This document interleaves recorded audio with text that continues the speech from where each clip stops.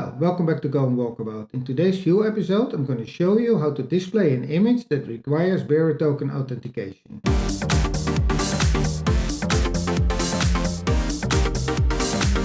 In the previous view episode, I showed the use of route cards to protect sensitive areas in your application. Today, we're going to deal with images. Now, my images come via the API, and the API requires authentication. While I was searching for how to do this, I didn't find very clear answers.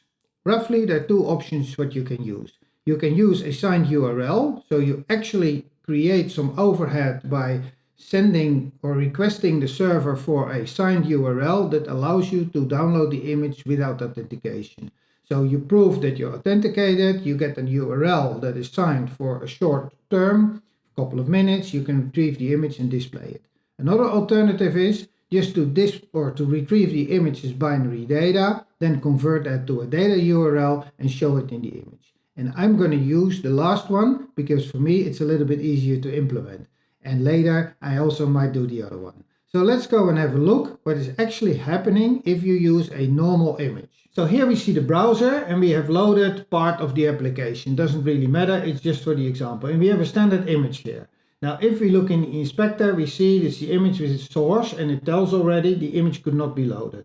And in the network section we also see, we scroll down where we retrieve the image, we get a 401 not authenticated.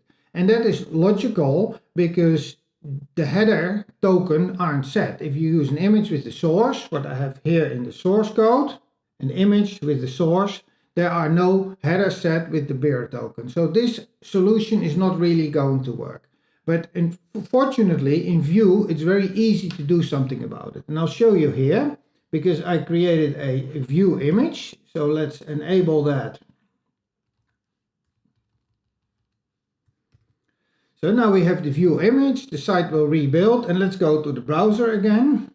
And now here in the browser we see the Vue image displaying correctly. And how does this now work? Let's first look at here, we have nicely the 200 on the image. But if we go into the inspector and we're going to look up here, we had a normal image with an image tag.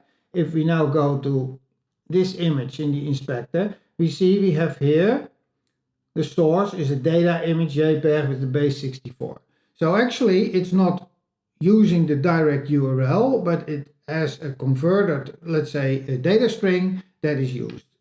Now in Vue it is very easy to do. Here you can see that I have a Vue component, an image.vue is just a Vue component to show that image. And that Vue component has a template, and that template that shows an image tag with the source of type URL. And that URL is actually empty to start with, so it won't show anything because that URL doesn't exist at this point. But the component also has a property source, so where we use the component, that is here, we say its image is the source, so it actually works the same as a standard image. We pass in a URL. But this URL requires authentication, so how does it work? When we create this component, on the created we call the getImage. The getImage will then in its turn get my authenticated user, get a token from the user, set the correct headers with the token, because in my case I use Firebase authentication, but you will have a way to retrieve the token of the user. I do a fetch request to this.source, what was the property here, what is the URL of the image, so it's my API URL with a get and set the headers. I get some data back, if everything is alright of course, that's why there is some error handling, and I get the response in terms of a blob. So what do I have now is binary data. Unfortunately, I cannot just pass that binary data to the image to show it, so I need to do some additional work. And the additional work is done here. I create a new promise in which I create a file reader. This file reader gets the data that is passed in, and it reads it as a data URL. And when it is done reading, it calls here the onloaded and it resolves it with the reader.result. And the result is actually that full data URL that we saw in the image. Now, when it is done, we have the result. We set that to the URL of the image. The URL here changes, and this changes, and the reactive nature of Vue will render the image. So, summarized, if we go here to the browser we see the image, we see that the data source of the image is that data URL that we retrieved. And to repeat it once again, just to make sure that we all understand, we said get the image. No, we set up all the instructions to get an authentic image. We get the image as binary data. So this data is the binary image, just the normal JPEG data in this case.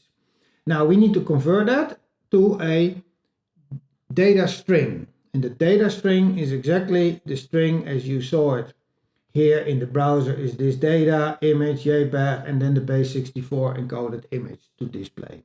And that's what we do here. In the file reader, we read it as a data URL, and when it is done reading all the bytes, it will resolve that with the result containing a URL that we can set on the object, and it will re-render. And this way it is very easy, because from a, let's say, coding perspective, you don't really need to think about anymore what kind of URL or what kind of image is it. I just use my X image and I use the same URL as above, and it will display it. Now, of course, there's slight overhead in the client because the image needs to be base64 encoded. So that's the price you pay for this.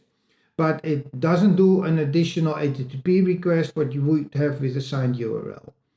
Probably in a large scale application with a lot of images, the signed URL thing will be a little bit better.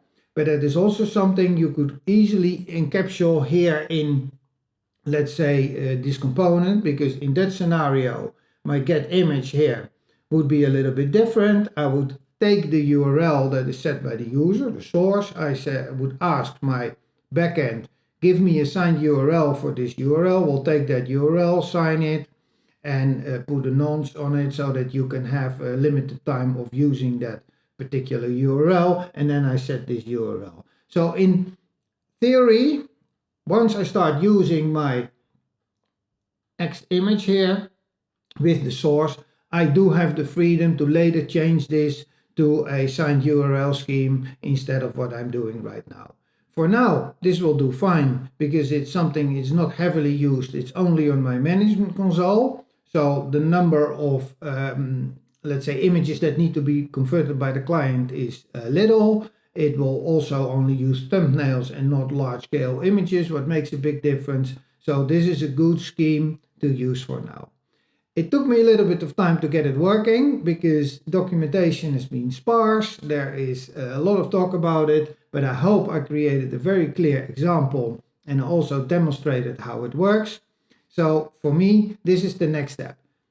Next episode, I will probably do something with a specific trip image that I can even make the use easier, that I don't need to put in a URL, but I can start feeding it with, let's say, a user ID or a trip ID with an image ID, the same as I do it in the mobile clients, to make it even easier to display images and hide all the functionality of creating a URL. For now, I'm happy. I can now move on to the next part, and that's going to show trips. But that will be in another episode. I hope you like it. If you like it, please like and subscribe. If you didn't like the video, subscribe anyway, because the next one might be better for you. I'll thank you for watching, and I'll see you in the next episode.